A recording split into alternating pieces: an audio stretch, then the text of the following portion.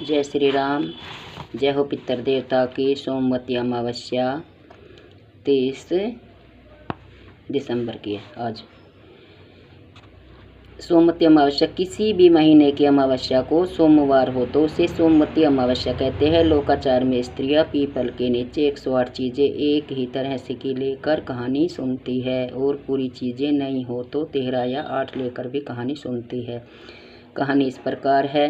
एक साहूकार के 7 लड़के और एक लड़की थी।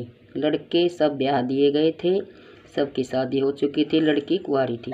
साहूकार के घर एक साधु रोज भिक्षा लेने आता और भीख लेकर आशीर्वाद देकर चला जाता।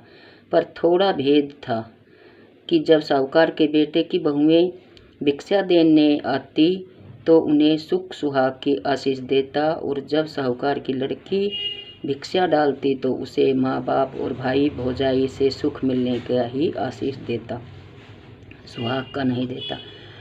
लड़की को इस बात का विचार हुआ और अपनी माँ से उसने यह बात कही। माँ को भी यह बात सुनकर दुख हुआ। दूसरे दिन उसकी माँ ने पूछा, महाराज जी, आप आशीर्वाद देने में भेद क्यों करते हैं? साधु ने बात टाल दी और कहा, किसी पंडित जी से पूछो। साधु चला गया। तुरंत ही पंडित जी को बुलाया गया और सारी बात पूछी गई। पंडित जी ने टेवा विचारा और बताया कि इसके भाग्य में विधवा होना लिखा है। माँ बहुत दुखी हुई और इस संकट से छूटने का उपाय पूछने लगी। पंडितों ने विचार कर बताया कि 7 समुंदर पार सोमा नाम की एक धोबिन है। उसका सोमवती की कहानी सुनने का नियम है। यदि उसको मना लिया जाए और उसकी कहानी का फल इस लड़की को मिल जाए तो इसका विधवा दोष दूर हो सकता है। माँ ने अपने सभी लड़कों को यह विचार सुनाया और उसके साथ जाने को कहा, पर किसी ने भी बात नहीं मानी। जब लड़की अकेली जाने को तैयार हुई तो उसका छोटा भाई ही साथ जाने को राजी हुआ। चलते चलते समुद्र के किनारे आ गए, पर उसे पार कैसे किया जाए, दोनों इस सोच विचार में एक पेड़ के नीचे बैठ गए। उस पेड़ पर गीद गीदनी रहते थे। जब उनके बच्चे होते तो एक सर्प आकर उनको खा जाता। उस दिन भी ऐसा ही हुआ। गीद गीदनी बाहर गए हुए थे। सर्प आया तो गेंदनी के बच्चे चिल्लाने लगे। साहूकार की बेटी उनका चिल्लाना सुनकर देखने लगी और सारी बात समझ गई। झट से उसने वार किया और सर्प को मार दिया। सांझ हुई। गीद गिंदनी अपने घोंसले पर आए। पेड़ के नीचे बहन भाई को बैठे देखा। मन में विचार किया कि हमारे बच्चे यही खाते होंगे और दोनों ही ऐसा सोचकर उनके पीछे पड़ गई। इधर बच्चों की आवाज़ सुनाई दी तो वे गीद गिदनी एक साथ ही चकित रह गए। साहूकार की बेटी ने मरा हुआ सर्प दिखाकर उनको संतोष दिलवाया। गीद गिदनी राजी हो गए। दोनों भाई बहनों का आदर सत्कार किया और उनकी इच्छा जानकर समुंदर पार उड़ उनको पहुंचाया। सोमा धोबिन का घर पूछकर उसके पास गए। उसके घर में अग मग लग रही थी, पर उसकी बहुएं काम से जी चुराने वाली थी, आपस में झगड़ती थी। साहूकार की लड़की को उसका घर पाकर तो खुशी हुई और वहाँ का रंग ढंग देखकर दुख हुआ। वह रोज सवेरे जल्दी उठती और सोमा के घर का सारा काम कर देती। 2-3 दिन बीत गए, पता नहीं चला। एक रोज सोमा छिपकर बैठ गई। सदा की तरह साहूकार की लड़की आई और काम करने लग गई। सोमा आकर बोली, तुम कौन हो जो रोज हमारा काम कर जाती हो? तुम्हारा क्या मतलब है? साहूकार की लड़की ने सीधेपन से उत्तर दिया, मैं तुम्हारे धर्म की बहन हूँ, मेरा एक वचन पूरा करो। हम दुखी होकर यहाँ तक मुश्किल से आए हैं। सोमा ने उसकी सारी बात सुनी। वचन के मुताबिक सोमवती का फल दिया और विवाह के समय आने का वचन दिया।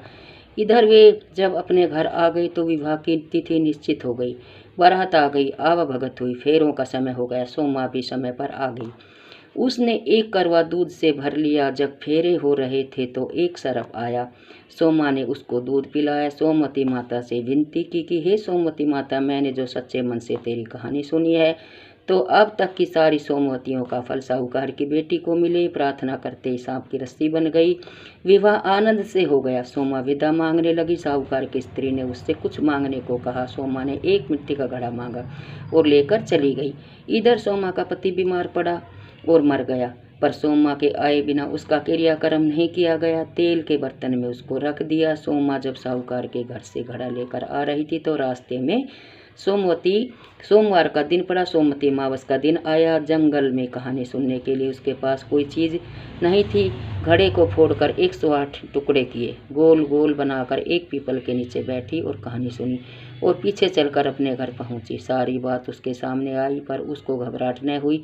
उसने जाकर अपने पति की लाश का तेल में से निकाला, आंखों में से काजल, नाखूनों में से मेहंदी, मांग में से रोली, चिटली उंगली चीर कर खून निकाला और सबको मिलाकर छींटे दिए और कहा, हे सोमवती माता, अब तक की सोमवती अमावस्याओं का फल तो साहूकार की लड़की को मिला और अब तक जो मैंने सच्चे मन से तेरी साधना की है तो आगे के व्रतों का फल मेरे पति को मिले। ऐसा कहते उसका पति उठ बैठा। घर में आनंद हो गया। दूसरे दिन सोमवती का दान लेने उसके घर का जोशी आया। सोमा बोली, इस बार तो मैंने जंगल में कहानी सुनी थी, पास में कुछ था नहीं, दान कर नहीं सकी। ठेकरी के 108 टुकड़े करके उस पर कहानी सुनी और वे वहीं गाड़ दिए। विश्वास न हो तो जाकर देख सकते हो। पुरोहित ने जाकर देखा तो सोने की 108 मोहरें मिली। सोमा ने कहा, सोमवती माता की कृपा है।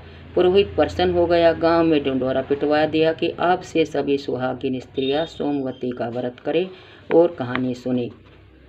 तो ये थी सोमवती अमावस्या की कहानी जो सोमा ने की और उसको अपना उस अमावस्या का फल देकर उसको सुहाग मिला, लड़की को, साहूकार की लड़की को।